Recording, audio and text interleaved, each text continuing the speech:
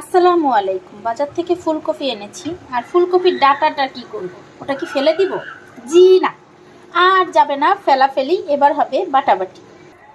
এই হচ্ছে পুঁই শাকের ডাঁটা। আমি কিন্তু পুঁই শাকের ডাঁটাটাকে দেখুন ছোট ছোট করে কেটে নিচ্ছি। এটা দিয়ে মজাদার একটা ভর্তা বানাবো, সেটাই আপনাদের সাথে একটু শেয়ার করব। ভালোভাবে ধুয়ে নিলাম। প্রথমে পেঁয়াজ, রসুন আর মরিচ ভালো মতো একটু টেলে নিব। আগে থেকে ডাটাগুলো না দিলে কিন্তু সিদ্ধ হবে না, তাই পেঁয়াজ মরিচের সাথে দিয়ে দিলাম।